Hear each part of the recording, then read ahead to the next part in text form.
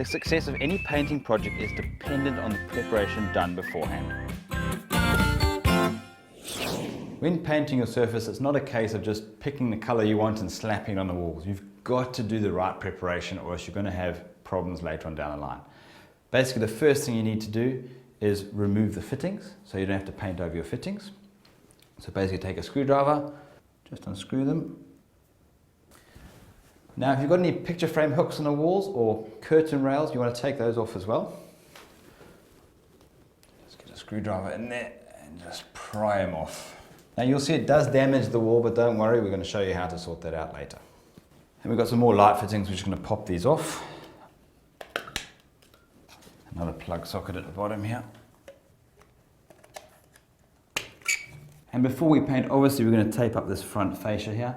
If you can't get your covers off, just make sure you tape around with some masking tape or some block it. We've removed all our fittings. The next thing I want to do is have a look around. Do you have any damp spots on the walls from any leaking geysers or any leaks coming through and creating some mold or mildew on the wall? You've got to sort that out first. A good thing to use to wash it off is a mild non-ammonium detergent like this stuff here called Pink Stuff, or you can use bleach and water as well. Once you've got that all cleared up, you now have to wash your walls with stuff called sugar soap. What this stuff does is this actually degreases the wall. So it takes off all that rubbish off the wall, any kid's crayon, any grime from particularly like a headboard or something like that. You can see there's a oily, greasy patch on the wall here, which doesn't look so great. That's not going to help for your paint to adhere to the wall. You've got to wash that off first of all. Very simple stuff. Read the instructions. You normally use about half a cup for 5 litres of warm water. Put it into a sponge, wash off the walls. Do yourself a favour, wash from the bottom up. That way you're not dragging the grease and grime over the spot again. Most importantly, put some protective covers down your floor. This can be quite aggressive and you don't want to damage your flooring. Before we mix it up, I'm going to put some rubber gloves on. We said about half a cup for 5 litres.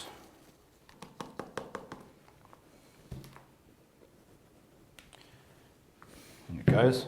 You're going to use a sponge, so just give it a good mix.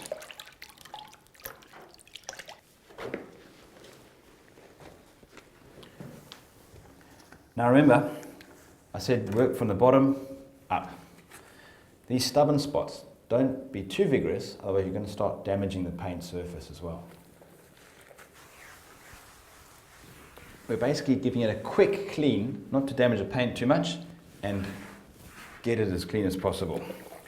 You can see I'm just rinsing off my sponge all the time, and we're working our way up. When you get to the electrical plug points, use a damp cloth to wipe around there. You don't want the water going into the fitting, obviously. Now we've sugar soaped the whole wall, we want to make sure we get any of that residual sugar soap off. So we're going to use a damp cloth dipped in water, just to dab off the wall to get anything off. Now that you've prepared the wall properly, you're going to use approximately 20% less paint. We now need to look for any loose paint, any loose plaster, so we're going to take a scraper and just rub it over the walls where we see the affected areas are. Here we can see some paint peeling here, so basically take a scraper. Remember to put your safety goggles on and possibly a dust mask if needed. Any loose paint, just scrape it off. And it's just flaking off, so now you want to basically get in there. Don't worry about being too rough, you've got to fill it over anyway. You want to get all those loose bits out.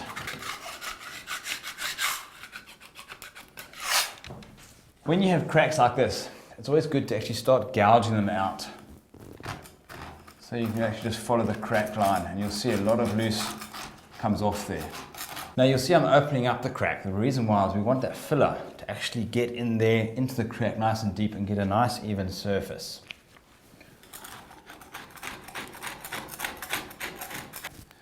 By opening up the crack, you're going to expose a lot of other loose paint, loose flaky surfaces. So just keep going through the whole section until you're sure that everything is loose.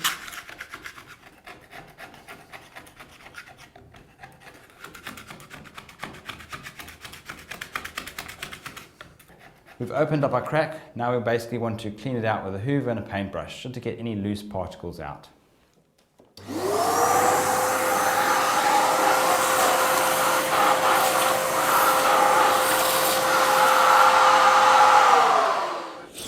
Now that we've got all the dust out and we've hoovered it all out, we're going to use a little damp cloth. Just wipe around the edges. Once that's dried, we're going to use plaster primer into the crack area on the exposed surface on the plaster. This helps the crack filler adhere a lot better to the surface. Now work your plaster primer right into the groove.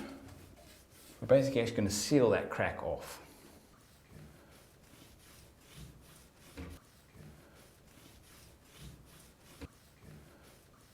Once you've finished priming the cracks, let that dry and then you can apply your crack filler. The next thing to do is to actually tape up our switches and fittings. We don't want paint on them. This outer surface gets covered with a cover whilst that front facial portion is exposed, so we don't want any paint on there. You can use masking tape or block it. Block it is just a little bit less adhesive, so it's not likely to pull off any paint. It's ideal for painted surfaces. This is plastic, so I'm going to use masking tape.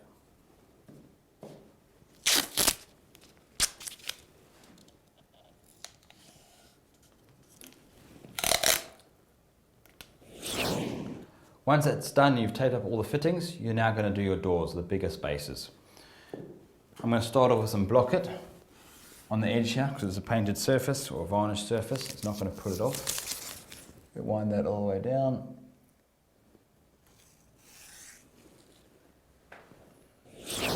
Now that we've masked up our entire door area, we're going to use this really great stuff called masking film.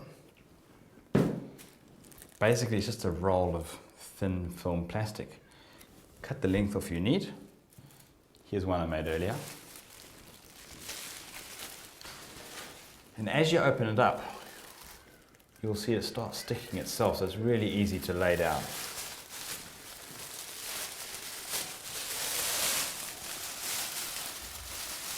It's really static, so it makes life much easier. We've masked up our door with the film. You can also use it on walls as well. So if we're going to just be painting the one wall, you don't want paint to be splattered onto this side. So you can actually mask up that one section of the wall. Same applies for windows, skirting rails, dado rails. Mask up everything that you can possibly get paint on by mistake. A good idea, depending on what is the final coat of paint you're going to use, is to take a Koki and just mark on the back of a light switch the color and the code that you're going to use. That way, if you have to do any touch-ups a few years down the line and you forget what you used, you know exactly what it is. We've let our primer dry in the crack. Now we're basically going to add some crack filler. You can either use a powder type, which you mix with water, or you can get ready mix. I kind of like the ready mix, it's pretty easy. It's all been done for me. Pretty straightforward.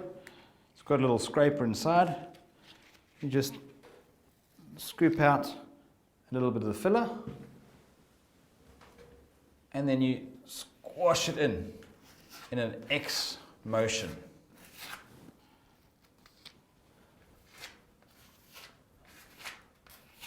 Now, you don't want to work this filler too much because it goes hard quickly and it starts balling out. So work it quickly, scrape it over.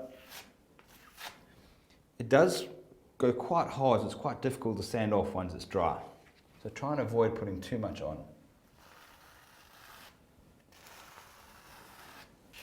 You're basically going to work into all the cracks. If the crack is too deep, rather do it in thin layers, approximately about 3 or 4 millimeters deep. Let it dry and then apply some more crack filler at a later stage.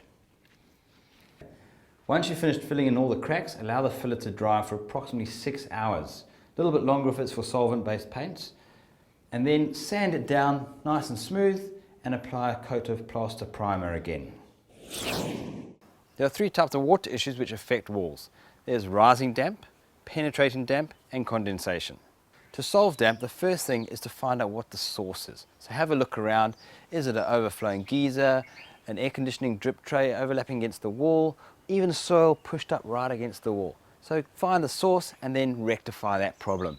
Extend the pipes of your overflows, move the air conditioning machine out a little bit, and possibly even remove the soil away from the wall to stop that dampness from permanently being against the wall.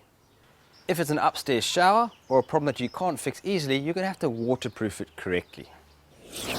Here we have some penetrating damp. Now this is caused by water dripping or leaking onto a surface, and it's constantly leaching through.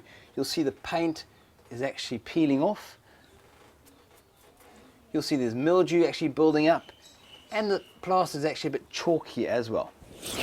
In humid areas, condensation can start building up on your walls, and this can lead up to mold growing on there and actually staining the surface.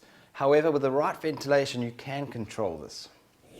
With the rising damp issues, there are a few ways of trying to sort that out. First of all, step the soil back away from the wall, allowing the wall to actually be exposed to dry out during the day.